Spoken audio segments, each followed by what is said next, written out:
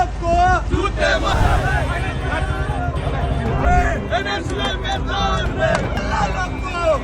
મારો સામે આવો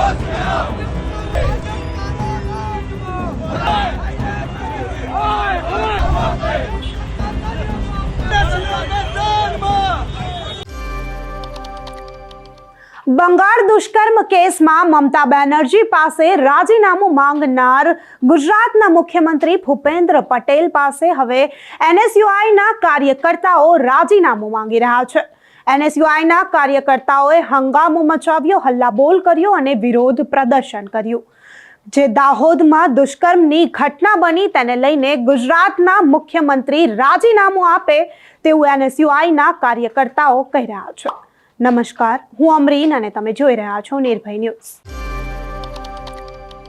દાહોદમાં 6 વર્ષની માસૂમ બાળકી સાથે જે દુષ્કર્મની ઘટના બની તેને લઈને ગુજરાતમાં અનેક જગ્યાએ વિરોધ પ્રદર્શનો થયા।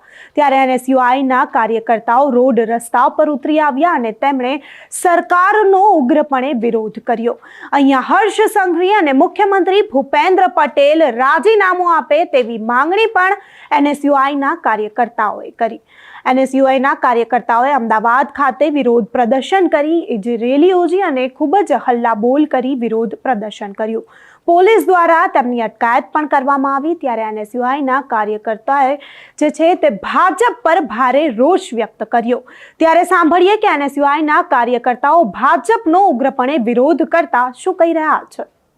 આજ રોજ અમદાવાદ એનએસયુઆઈ દ્વારા ગુજરાત યુનિવર્સિટી 4 રસ્તા ખાતે ઉગ્ર વિરોધ પ્રદર્શન દાહોદની અંદર એક 6.5 વર્ષની બાળકી ઉપર જે આચાર્ય રેપ કર્યો એના વિરુદ્ધમાં આજ સુધી ભાજપનો એક બી નેતા બોલતો નથી। કેમ નથી બોલતો? જે પશ્ચિમ બંગાળમાં જે દાદા ભૂપેન્દ્ર પટેલ હોય કે ગુજરાતના ગૃહમંત્રીઓ ટ્વીટ કરી અને ત્યાંની સુરક્ષાની જે વાતો કરતા હતા ગુજરાતમાં ક્યાંક દાવો પોકળ નીકળ્યો છે।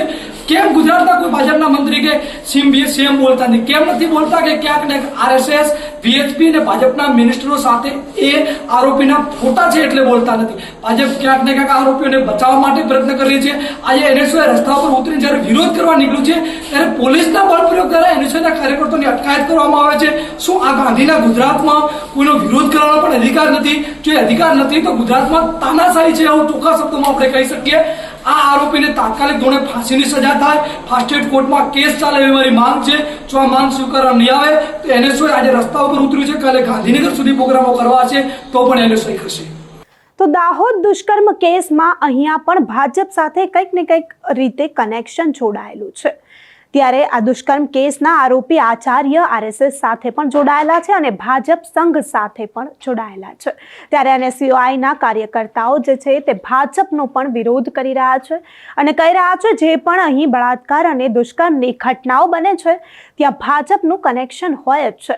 આમ પણ ગુજરાતમાં હમણાં થોડા છેલ્લા દિવસોથી જે પણ દુષ્કર્મની ઘટનાઓ બને છે તેમાં ભાજપનું કનેક્શન મોખરે જોવા મળે છે। ત્યારે અમદાવાદ ખાતે એનએસયુઆઈના કાર્યકર્તાઓએ જે વિરોધ પ્રદર્શન કર્યું દાહોદ દુષ્કર્મ મામલે તેના પર એકવાર નજર કરીએ કે એનએસયુઆઈના કાર્યકર્તાઓ કઈ રીતે હલ્લાબોલ કરી પોતાનો રોષ ઠાલવી રહ્યા છે ભાજપ પર।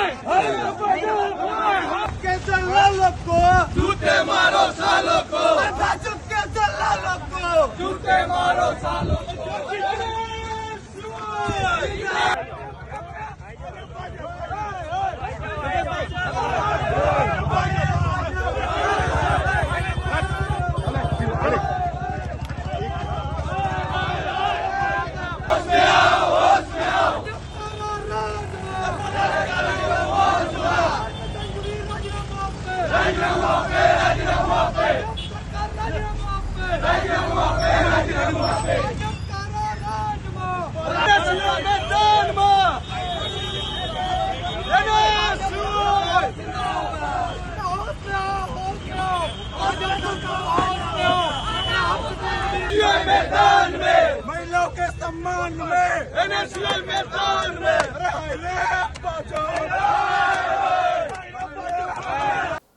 જ્યારે પણ દેશમાં કોઈ મોટી ઘટના બને, દુષ્કર્મની ઘટના બને ત્યારે આ જ ભારતીય જનતા પાર્ટીના નેતાઓ જે છે તે પોતાના સોશિયલ મીડિયા પર ન્યાયની માંગણીઓ કરતા હોય છે।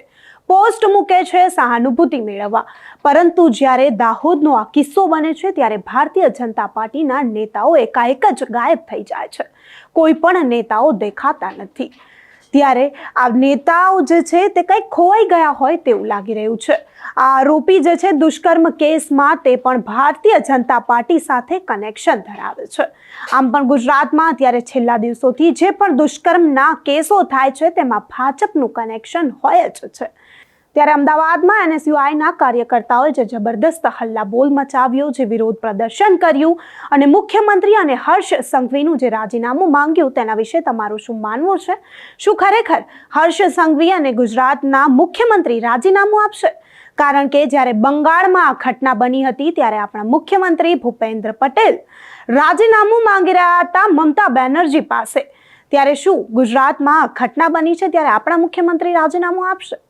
ભૂપેન્દ્ર દાદા, જ્યારે બંગાળમાં ઘટના બને છે ત્યારે તમે અવાજ ઉઠાવો છો, મમતા બેનર્જીને રાજીનામું આપવાની વાત કરો છો.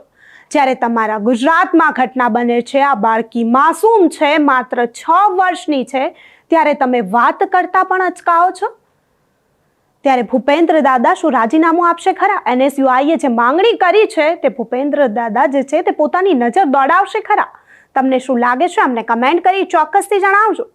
તથા અમારી ચેનલ નિર્ભય ન્યૂઝને લાઇક, શેર અને સબસ્ક્રાઇબ કરવાનું ભૂલશો નહીં. આભાર.